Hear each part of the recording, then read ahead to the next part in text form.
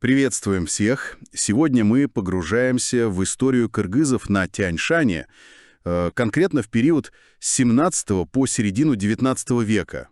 У нас тут подборка источников, и мы хотим посмотреть, что они говорят о притязаниях цинского Китая. Это как раз эпоха консолидации кыргызов, так? Да, время действительно бурное. Кыргызы тогда, скажем так, лавировали между несколькими силами. Джунгарское ханство, Коканд, и, конечно, Цинская империя. И ведь отстаивали свою независимость. Именно. Давайте вот сфокусируемся на цинах. Что источники говорят именно об их амбициях? Знаете, что сразу заметно в этих материалах? Акцент смещен. То есть, да, Цинский Китай упоминается как противник довольно долго.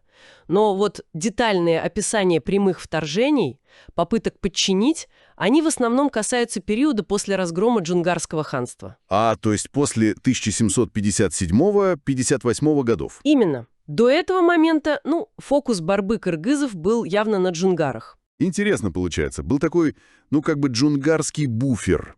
Очень похоже. Пока джунгары были сильны, цины были заняты ими. А потом, когда ханство пало... образовался вакуум. Вот-вот. И цины решили его заполнить. Источники прямо говорят, уже в 1757-58 маньчжуры китайские войска вторгаются. Они преследовали остатки джунгар, калмаков, как их часто называли. И сразу на кыргызские земли. Да, упоминается конкретно, как в 1757 году отряды цинского генерала Джао Хоя столкнулись с кыргызами племя Саяк. Столкнулись, то есть был бой, сопротивление? Сопротивление было, да, и вот тогда, встретив отпор, генерал Джао Хой, как пишут, начал переговоры. Переговоры. После столкновения. Но переговоры, так сказать, с позиции силы. Был зачитан императорский манифест от цинского Багдыхана. Предложение простое. Принимаете подданство и будете жить на своих землях. А если нет? А если нет, то военная сила. Прямая угроза. И этот манифест его зачитывали в разных местах, по разным мейлам. Понятно. Фактически ультиматум. Как кыргызы это восприняли? Наверное, как угрозу. Именно как покушение на независимость. Это, конечно, только усилило антицинские настроения. Источники упоминают, что кыргызы даже отправляли посольство в Пекин. Просить о чем? Просили, казалось бы, о понятных вещах. Закрепить за ними их кочевья, наладить торговлю. Но император был непреклонен. Позиция была жесткая, да, особенно после того, как кыргызы укрыли уйгурских повстанцев. Это где-то около 1760 года было. Император тогда прямо угрожал военной расправой. Источники даже упоминают крепость Бишкек уже в 60-е годы XVIII века как один из центров сопротивления. То есть попытки договориться провалились, а угрозы только укрепили решимость? Получается так. Но все же Цинская империя — это огромная мощь по сравнению с кыргызскими племенами того времени.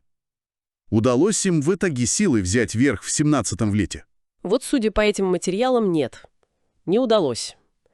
Несмотря на неоднократные попытки, военные экспедиции, кыргызы смогли отбиться. Они ведь были закалены в постоянных войнах с теми же джунгарами. Опыт был огромный. И что, цины отступили? Как сказать. Прямое военное давление, похоже, ослабили после неудач. Но тактику сменили. А что за тактика? Перешли, к тому, что мы бы сейчас назвали гибридными методами. Источники говорят о попытках разжигать внутренние усобицы, играть на противоречиях между разными родами, племенами. Подорвать единство изнутри? Да, чтобы ослабить. Но при этом, конечно, саму идею подчинить Тянь-Шань они не оставляли.